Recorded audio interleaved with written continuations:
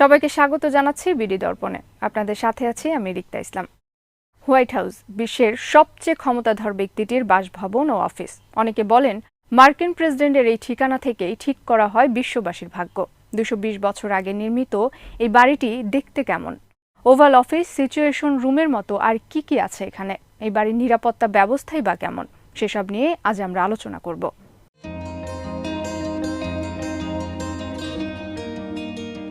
যুক্তরাষ্ট্রের প্রথম president George ওয়াশিংটনের সময় ওয়াশিংটন ডিসিতে রাজধানী স্থাপনের জন্য যে বিশাল প্রকল্প গ্রহণ করা হয় তার অধীনে শুরু হয় হোয়াইট হাউস নির্মাণের কাজ।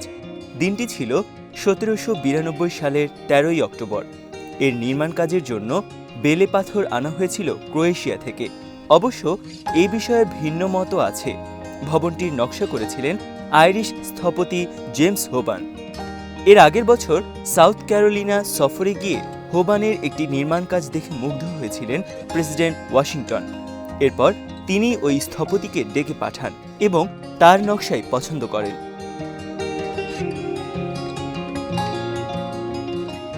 220 বছর আগের সেই সময় এর নির্মাণ খরচ ছিল $2,32,371 মার্কিন ডলার। এই বিশাল নির্মাণ কাজের শ্রমিক হিসেবে কাজ করেছে আফ্রিকান আমেরিকান শ্রমিকরা। তাদের সাথে ছিল কিছু ইউরোপীয় অভিবাসী শ্রমিক। এই বাড়িতে মোট ফ্লোর স্পেস 55,000 বর্গফুট আর পুরো হোয়াইট হাউস কম্পাউন্ডের আয়তন 18 একর।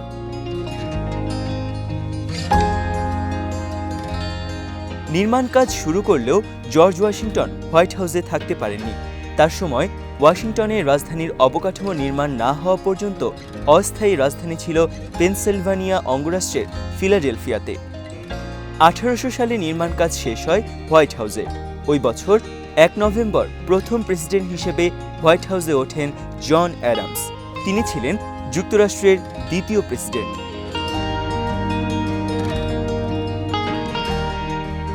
1812 সালের যুদ্ধে ব্রিটিশ সেনারা ভবনটি পুড়িয়ে দেয়। ওই আগুনে এর বাইরের কাঠামো ছাড়া আর কিছুই অবশিষ্ট ছিল না। এরপর 1814 সালে এটিকে আবারও বাসযোগ্য করে গড়ে তোলার কাজ শুরু হয়। দেয়ালে আগুন ও ধোঁয়ার দাগ ঢাকতে সাদা রং ব্যবহার করা হয়। সেই থেকে মূলত এটি হোয়াইট হাউস নামে পরিচিত হয়ে ওঠে। 1817 সালে president James Munro executive residence নামে পরিচিত প্রধান ভবনটিতে ওঠেন। তবে তখনও নির্মাণ কাজ পুরোপুরি শেষ হয়নি।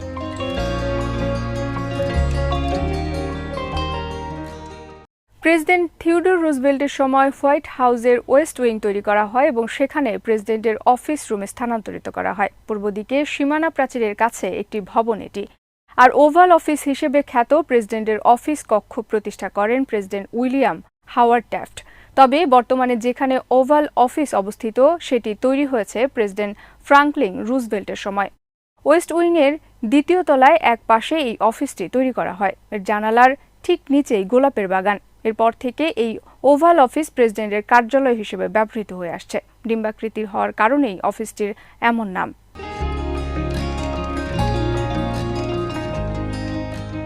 হোয়াইট হাউস কম্পাউন্ডের মধ্যে মোট 3টি ভবন। মূল ভবনটির নাম এক্সিকিউটিভ রেসিডেন্স, আর আছে দুই পাশে ইস্ট উইং ও ওয়েস্ট উইং নামের দুটি পৃথক ভবন। ইস্ট উইং একটি দোতলা ভবন, যার পাশ দিয়েও রয়েছে হোয়াইট হাউসের গেস্ট এন্ট্রেন্স বা অতিথিদের প্রবেশের গেট।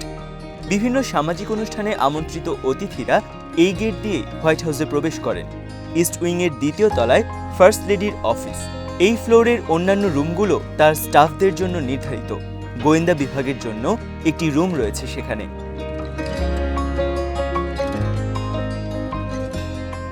নিচতলায় মাঝখানে বড় একটি লবি এবং তার পাশেই গার্ডেন রুম। আরও কিছু ছোট ও মাঝারি আকারের রুম রয়েছে এখানে। ইস্ট উইং থেকে এক্সিকিউটিভ রেসিডেন্স ভবনে যাওয়ার পথে রয়েছে ফ্যামিলি থিয়েটার এবং ভিজিটর্স ফয়ার। এখান থেকে অতিথিরা বিভিন্ন আনুষ্ঠানিকতা সেরে মূল ভবনে প্রবেশের অনুমতি পান।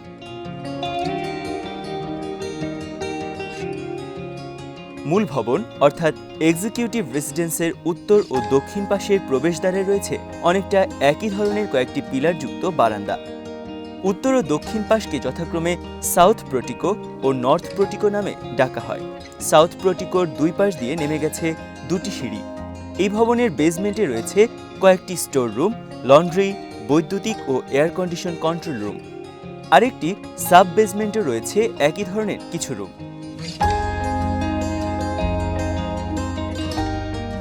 প্রথম তলাটি দুই দিক থেকে সংযুক্ত রয়েছে ইস্ট উইং ও ওয়েস্ট উইং এর সাথে। এই ফ্লোরের মাঝখানে লম্বা একটি করিডোর, যেটি সেন্টার হল নামেও পরিচিত। দুই পাশের সবগুলো রুম থেকে বের হওয়া যায় এই সেন্টার হলে। সাউথ পোর্টিকো দিয়ে ঢুকলেই সবার আগে পড়বে ডিপ্লোম্যাটিক রিসিপশন রুম। বিদেশি অতিথিদের স্বাগত জানানো হয় এখানে। এই রুমের ডান দিকে আছে চায়না রুম ও ভারমেইল রুম। ভারমেইল রুমে ফার্স্ট লেডিদের পোর্ট্রেট টানানো থাকে। চায়না রুমটি ফার্স্ট লেডির টি পার্টি কিংবা ছোটখাটো আড্ডার জন্য ব্যবহৃত হয়।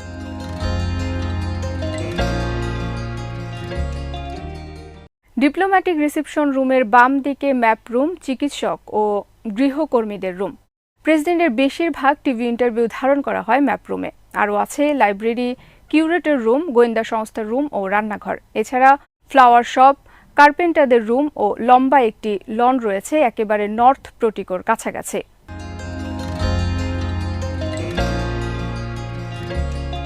দ্বিতীয় তলায় পূর্ব দিকের পুরোটা জুড়েই রয়েছে ইস্ট রুম, যেখানে বিভিন্ন অনুষ্ঠানের সময় সবাই জমায়েত হয়। এছাড়া রয়েছে ব্লু রুম, রেড রুম এবং গ্রিন রুম। রুমগুলো যে রং দিয়ে সাজানো হয়েছে সেই অনুযায়ী রাখা হয়েছে এগুলোর নাম। এই রুমগুলো দ্বিতীয় তলার দক্ষিণ পাশে। এই ফ্লোরেই রয়েছে বিশাল আকারের স্টেট ডাইনিং রুম, যেখানে একসাথে অনেক অতিথি খাবার গ্রহণ করতে পারেন। আর এর পাশেই রয়েছে প্রেসিডেন্টের ফ্যামিলি ডাইনিং রুম।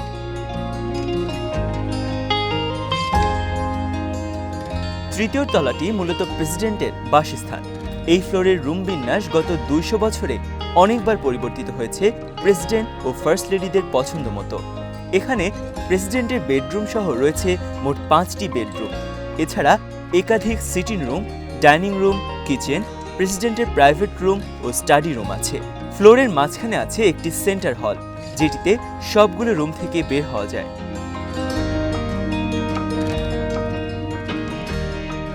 হোয়াইট হাউসের রেসিডেন্ট ভবনের চতুর্থ তলাটি প্রেসিডেন্টের পরিবারের সদস্যদের জন্য বিনোদন ও অবসর কাটানোর। দক্ষিণ দিকে বিশাল একটি বারান্দা, যেটিকে বলা হয় সানরুম। এখান থেকে ওয়াশিংটন ডিসির বড় একটি অংশ দেখা যায়। এছাড়া music room, sitting room, game room সহ কয়েকটি বেডরুমও আছে এখানে।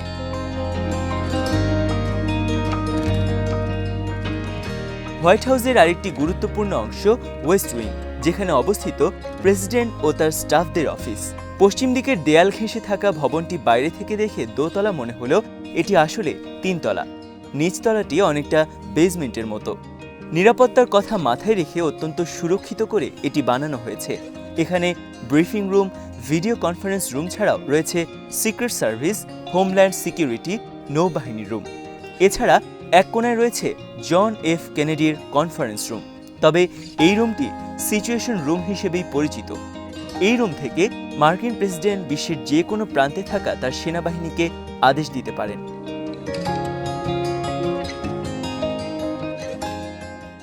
ওয়েস্ট উইং এর দ্বিতীয় তলাটি মূলত যুক্তরাষ্ট্রের প্রশাসনের হেডকোয়ার্টার। এখানে রয়েছে মন্ত্রিসভার বৈঠক রুম।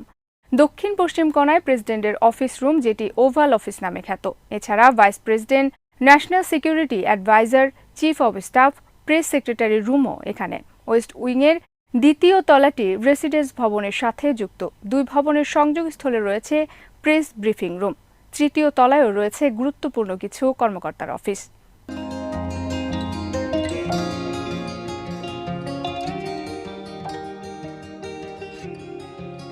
হোয়াইট হাউসকে বলা হয় পৃথিবীর সবচেয়ে সুরক্ষিত বাড়ি। এর নিরাপত্তা ব্যবস্থা আক্ষরিক অর্থেই নিশ্ছিদ্র। জানালাগুলোতে অত্যন্ত উন্নত মানের ব্যালিস্টিক গ্লাস ব্যবহার করা হয়েছে, যা বুলেট প্রুফই শুধু নয়, ধারণা করা হয় বিশ্বের সবচেয়ে মজবুত কাজ সেগুলো। 2011 সালে হোয়াইট হাউসে এক অস্ত্রধারী সেমি অটোমেটিক রাইফেল দিয়ে গুলি চালানোর পর বিষয়টি স্পষ্ট হয়েছে সবার কাছে।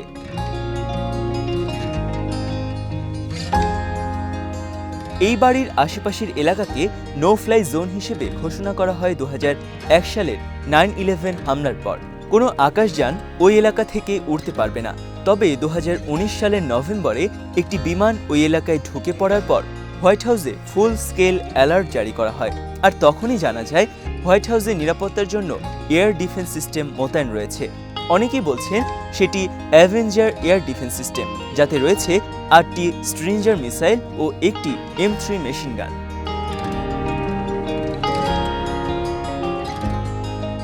এছাড়া হোয়াইট হাউসের চারপাশে আরও অনেকগুলো surface two air missile launcher মোতায়েন করা রয়েছে।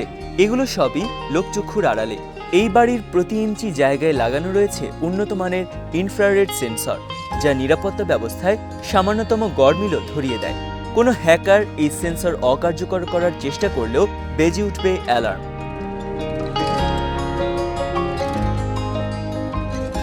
আর পুরনো ভবনের চারদিকে রয়েছে লোহার বেড়া, যা 11 ফুট উঁচু। এটা এতই মজবুত লোহা দিয়ে তৈরি যে বিস্ফোরণ সহ্য করেও টিকে থাকতে পারবে। আর এর ভেতরে রয়েছে একটি কংক্রিটের দেয়াল।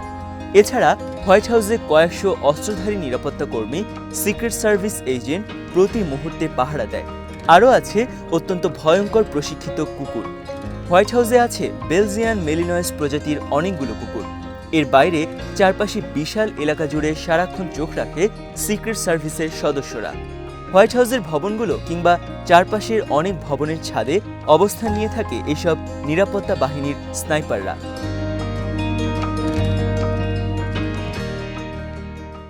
ধারণা করা হয় এসবের বাইরেও হোয়াইট হাউসের নিরাপত্তায় এমন কিছু ব্যবস্থা নেওয়া হয়েছে যেগুলোর কথা বাইরের দুনিয়া জানে না। যেমন মিসাইল ডিফেন্স সিস্টেমের কথাই আগে অজানা ছিল সবার। যুক্তরাষ্ট্রের প্রেসিডেন্টের বাসভবনটিকে যে নিরাপত্তার সম্ভাব্য সব উপকরণ দিয়ে সুরক্ষিত রাখা হবে সেটি আর বিস্ময়কর কি। আজ এখানেই শেষ করছি। সবাই ভালো থাকুন, সুস্থ থাকুন আর দেখতে থাকুন বিডি দর্পণ। চ্যানেলটি ভালো লাগলে সাবস্ক্রাইব করুন।